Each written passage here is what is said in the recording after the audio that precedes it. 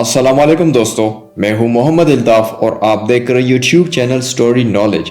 Malaysian airlines की परवाज़ flight MH370 Malaysian airlines के जरिए चलाई जाने वाली एक इंटरनेशनल फ्लाइट थी जो 8 मार्च 2014 को मलेशिया के कोलालमपुर इंटरनेशनल एयरपोर्ट से अपनी मंजिल बीजिंग कैपिटल इंटरनेशनल एयरपोर्ट के लिए उड़ान भरते वक्त गायब हो गई। बोइंग ER200 777 के अमले ने MR09 के तौर पर रजिस्टर आखिरी बार एयर ट्रैफिक कंट्रोल से टेक ऑफ के तकरीबन 38 मिनट बाद इस वक्त राबता किया जब परवाज साउथ चाइना सी के ऊपर थी। तैयारा कुछ मिनट बाद ATS रडार स्क्रीनों से गायब हो गया, लेकिन मिलिट्री रडार के जरिए इसे 1 घंटे तक ट्रैक किया गया जो अपने तयशुदा परवाज के रास्ते से हटकर मगरिब की तरफ जजीरा नुमा मलाई और अंडमान समंदर को अबूर करता रहा। तमाम 227 मुसाफिरों और अमले के 12 अफराद को हलाक तस्वर किया गया।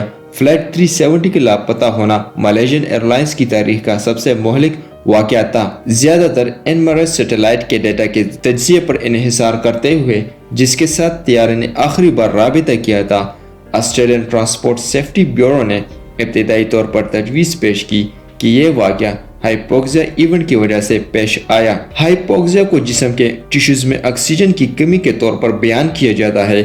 ये या तो सांस लेने वाली हवा में ऑक्सीजन की कमी या खून की गर्दिश को मुतासर करने वाले मुतअद्दिद जिस्मानी पैथोलॉजिकल मसाइल या खून में हेमोग्लोबिन के जरिए ली जाने वाली ऑक्सीजन की मकदार की वजह से हो सकता है। हाइपोक्सिया के असरात में थकावट, उलझन, खुशी, तवज्जो मरकूज करने में नाकामी, फैसला साजी की खराबी, नफ्सियाती कारकर्दगी की खराबी, होश में कमी और बिलआखिर मौत शामिल है। हाइपोक्सिया तकलीफ या दर्द का सबब नहीं बनता, इसलिए इसका आगाज कैप्टी हो सकता है और अमले की तरफ से इस पर तवज्जो नहीं दी जाती जो इसके खतरा से पूरी तरह वाकिफ नहीं होते। दस्तयाब शवाहिद के पेश नज़र यह सबसे ज्यादा मुमकिन वजह थी। हालांकि तफ्तीशकारों के दरमियान इस नजरिए के बारे में कोई इत्तेफाक राय नहीं हो सकता। तफ्तीश के मुख्तलिफ मराहिल पर मुमकिन हाईजैकिंग मंजरनामों पर गौर किया गया, बशमूल अमले की शमूलियत और हवाई जहाज के कार्गो मिनीफेस्ट का शोबा। परवाज के हवाले से लापता होने के कई नजरियात भी मीडिया ने रिपोर्ट किए थे। कई नजरियात बताते हैं कि लापता होना cockpit, cargo compartment, landing gear या हवाई जहाज के किसी और हिस्से में आग लगने का नतीजा हो सकता है। बोइंग 777 से मुतालिक एक पहले वाक़े में 29 जुलाई 2011 को मिस्र एयर की परवाज 667 को जमीन पर रहते हुए शायद ऑक्सीजन से चलने वाले कॉकपिट में आग लग गई, जिससे फ्लाइट कंट्रोल आलात तबाह हो गए और हवाई जहाज जल गया।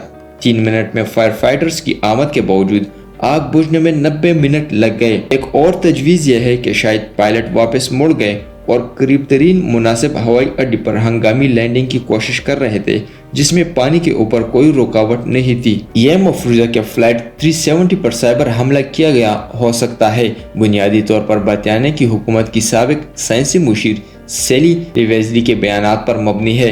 आया तिजारती परवाज़ों पर मौजूदा सिक्योरिटी इस तरह के हमले को रोकने के लिए काफ़ी है या नहीं, यह भी बहस का मौजू है। हालांकि बोइंग ने इस इम्कान को मुस्तरद कर दिया।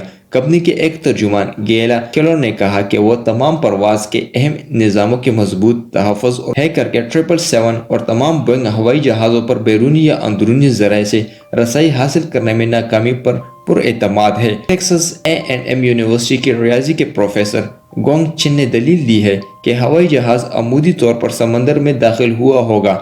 दाखिला को कोई दूसरा जाविया हवाई जहाज को कई टुकड़ों में तकसीम कर देता जो जरूरी तौर पर पहले ही मिल चुका होता। दोस्तों, फ्लाइट MH370 के बारे में आप लोगों का क्या ख्याल है? कमेंट्स बॉक्स में जरूर आगाह कर दीजिएगा। अगर आपने अभी तक हमारे चैनल को सब्सक्राइब नहीं किया हुआ है तो काइंडली चैनल को सब्सक्राइब करें। अगर आप ऑलरेडी इसको सब्सक्राइब कर चुके हैं तो आपका बहुत शुक्रिया।